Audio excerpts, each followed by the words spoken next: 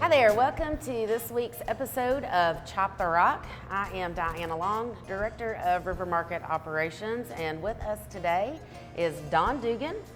Hello. With Dugan's Pub. Thank you so much for coming on the show today Happy to treat us to some really good home style Irish traditional cooking and to talk about all the fun things you're doing at Dugan's Pub. So the dish that we're doing today is called Dublin Coddle. That does not sound very good. It actually is pretty fantastic. So, It looks great. We use our Irish bangers. We use fingerling potatoes. There's always potatoes and there's always onions in it. It's just a matter of what kind of meat and what other kind of seasonings you're going to put in there. What we do is that we have decided to take a piece of fish, pan saute it, sear it on both sides and make sure that it's done inside, and then set it in the bowl, cook the bangers, set the bangers in there with it, along with fingerling potatoes, caramelize the onions, put those on top so you get the sweetness out of there, and then top it with a bacon broth. Now, I know, That people are sounds like, so bacon good. broth? Right? How do I make bacon broth? Well, Right. there's plenty of recipes out there on YouTube for bacon broth. However, it takes about a 3-hour process. I didn't want to put you through that today. No, So thank you. No, I we're good. brought some bacon broth. Yay! However, if you wanted to do it a different way, if there's people that are pescatarians that will eat fish, don't want to eat meat, I can get it, I understand. You can do it with just the fish and the potatoes and the onions and put in something else that you like. I mean, you might want to put in a bell pepper, you might want to put in, I don't know, whatever it is that you enjoy eating. You could use tofu, I guess, if you wanted to. Not really something I'd recommend, but I wouldn't recommend tofu no. ever, But that's you could me. do a vegetable broth on it and with it, or you could do, a fish broth with it. So Gotcha. it would, it's kind of like a stew basically, but it's a lot more clear, not as thick and not as hearty. Gotcha. but gotcha, still a little really bit good. lighter. All right, so we're going to start. We've got our water boiling, and Yep. we have These are fingerling potatoes. They come in different colors. We've got a red, a purple, and a gold. So we've got, I don't know, probably 10, 15 potatoes. okay. We'll probably use them all between the two that we set up, but Okay. Into the fantastic. water. Into the water they go. yes, they take probably about 10, 15 minutes to boil off. Very good. Somewhere in that ballpark. Okay. And just put them in and just let them go. Let 'em now, go. We put the bouillon in so that as they cook, they'll gather some of that flavor, so you get some of that richness Right. in Right. there. Now, while we're waiting on that, we've got about 10 minutes. The fish will take about probably 3-4 minutes because it's 2 minutes, and you're out. Right. You don't want to overcook your fish. No, just like shrimp, same thing. 2 minutes, Exactly. 2 minutes, you're out. Right. Got it. Bangers take a little bit longer to do, and the easiest way to do that is to go ahead and Yes. Let's poke the holes so Grab that they your don't fork. bang out of the pan. it's pretty simple. I know some people are strange about touching food, and I get it. There are times I am too. Right. I do believe that God made soap for a reason so we can wash our hands. However, there are times that you can prevent, having issues. So, Right. especially with chicken, things like that, Yeah, I always chicken wear gloves. especially. I've got a big box of gloves at my house sitting right next to my sink. So if we're cooking and prepping and doing whatever, we always have that. So Yeah, I attended a cooking class once and confessed I actually learned how to cut up a chicken, Yeah. which my mother did my whole entire life growing up, and I never learned it because it looked terrifying. But when I handle chicken barehanded too much, I can't eat it somehow. Grosses me out. kind of weird you out a little. Yeah, so this chef out at the culinary school was like, put gloves on. Somehow it takes that all away, and so what a magic. great tip for y'all at home. It's magic. All right, so all I did literally was just take a fork and just One hole in each makes That's it it. good enough. That way you're not tearing up the casing so it doesn't right, kind of so- fall apart on it's you. still a sausage. It's still a sausage. Now, Gotcha. worst case scenario, if the casing comes apart, don't freak out. Just cook the meat.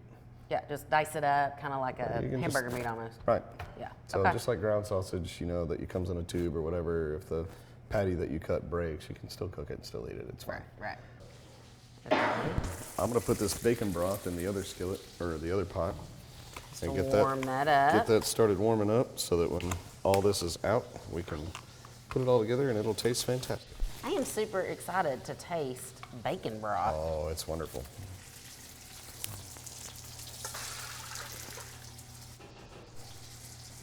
So you mentioned that you use the cod for the fish and chips, and we were talking before that obviously you're an Irish pub at Dugan's and fish and chips is your most popular thing. And you've got a bunch of traditional Irish options from the Dublin Coddle to the Bangers and Mash. Right. You've got an Irish shepherd's pie that's really good. We do. We use hamburger instead of lamb. A lot of people use lamb, obviously, shepherd's pie. Sure. Right. We use hamburger because it's an easier thing to work with, and found here in Arkansas most people prefer hamburger to lamb. Yeah, I would say so. It's a little less expensive option for us to put that together as well, but it tastes really, really good. Did you hear it? I did. It said, "Hey, I'm here." And we take that, we make our mashed potatoes in-house, and so we'll take our ground beef, we'll season it with a little bit of red wine, thyme, carrots, celery, onions, and saute that all together. And then we put that in the bottom of a sheet pan, and we take our mashed potatoes, put a layer of mashed potatoes over the top, and bake that in the oven. And then we pull it all out, and we cut it into portions. And then when you come in and order that, what we'll do is we'll take a portion of that out, top it with cheese, stick it in our melter, and get it hot, and then cover it with a little bit of au jus, and serve it with our house-made soda bread. Which is also good. Well, it's actually an Irish brown bread. It's not true soda bread, but it's really good. It's got a little sweetness to it, which is something that I like. It does, but it's a hearty thick bread that's great with your soups and your dishes that have a sauce or a au jus with it. If you think about when those breads were being made and the way that they make them, it's a real wet dough. It's something you don't, mix a whole lot because it becomes too dense and it won't cook inside.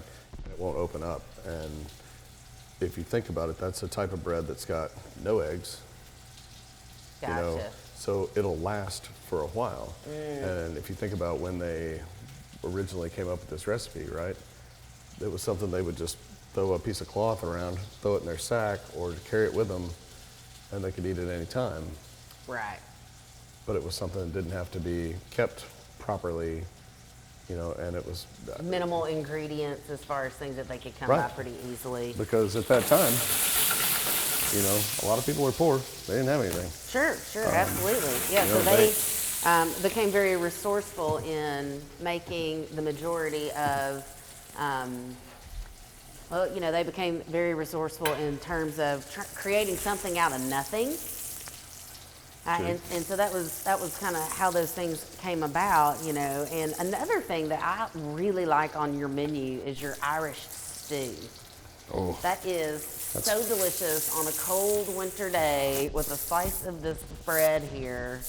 I have walked down many a time when it's just been a cold day and said, I need some warmth. I need stew. I need stew. Wow. Hey, those are beautiful. They've got a good brown color to them.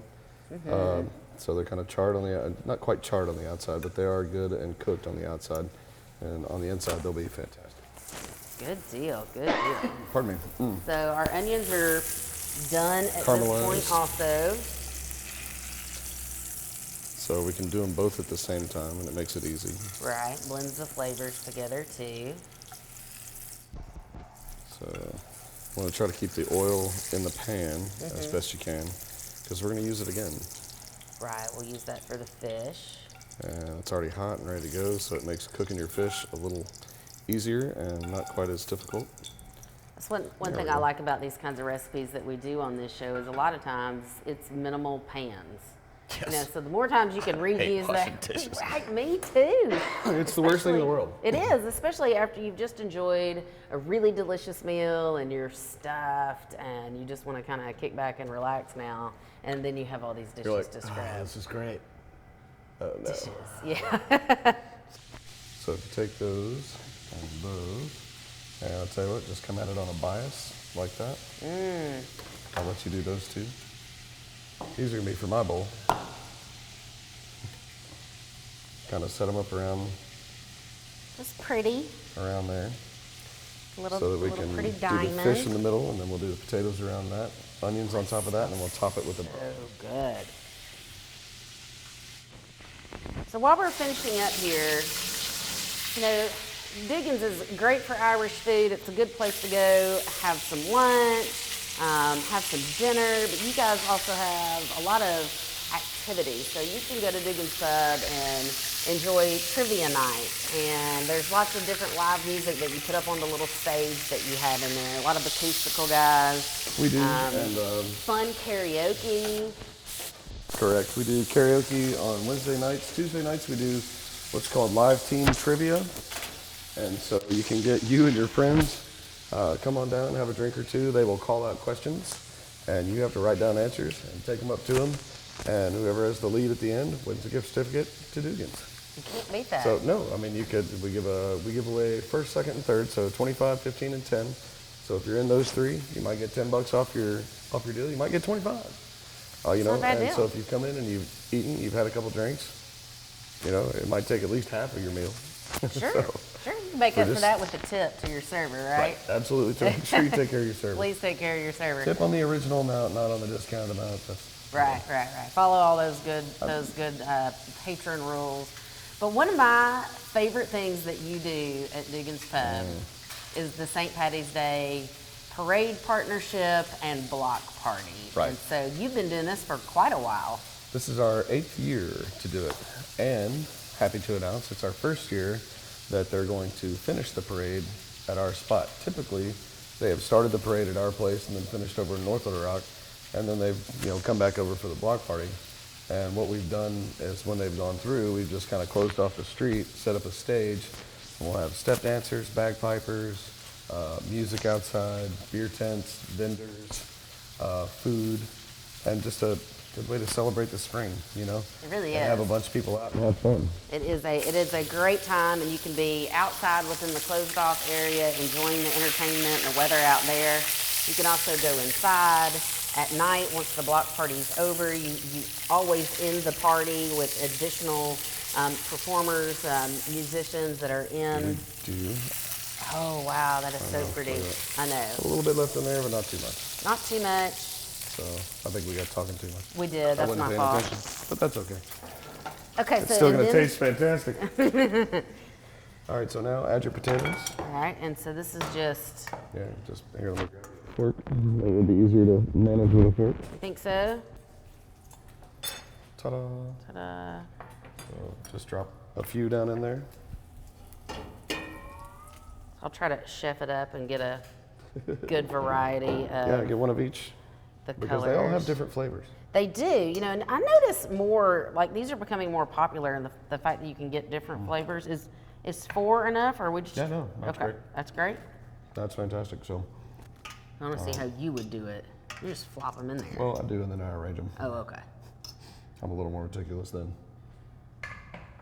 Get them set the way I want. So I would typically go kind of in the corners here. Oh, I did it. I did that, and Hey, I didn't nicely even done. know. I wasn't Yay! even paying Okay. attention. And then you do caramelized onions over the top, so that you get that in there. So we'll do a few in here for you.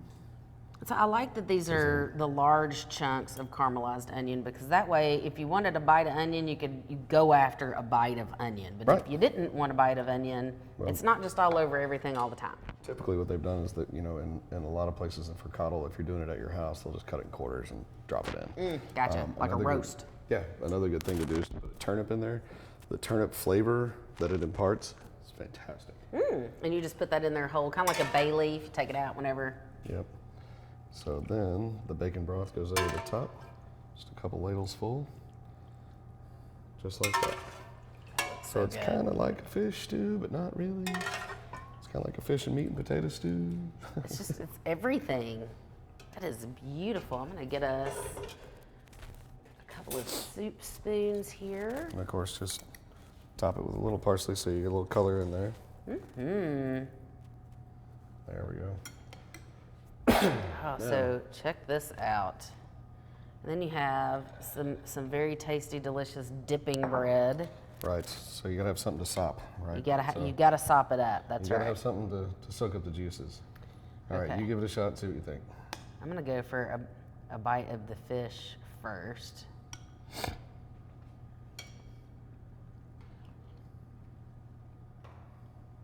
Oh my gosh, I'm gonna get with my banger because I love the bangers. They're the burgers are fantastic. good too. That is such a good combination of flavors. The bacon broth's just a little bit sweet. Not a lot though. It's still very hearty tasting as far as the flavor goes. You do a lot of bacon, onion, brown sugar, water, let it reduce. But it imparts that brown sugar flavor in there. And then you've also got sweetness from the onions. And the potatoes themselves are soft, they're buttery, they're pretty mild, but it adds a good hearty, that's one of my favorite things right there. Inside of that red potato, that always looks so cool. They do look so cool. I like to do the purple ones, like a mash. A purple mashed potato just freaks people out, and it's kind of fun. Freaked out my son the other day. He was like, "Dad, what is that?" It's okay, it's just potato. Are you sure? I promise. What'd you do to it? Nothing. Here's one. I'm not trying to trick you with a beat. It's okay. Cut the potato in half. You'll see what I'm talking about. Well, very good. Well, I have enjoyed this today. The food is amazing. All right, y'all tune in to next week's episode of Chop the Right. We'll see you then. Cheers.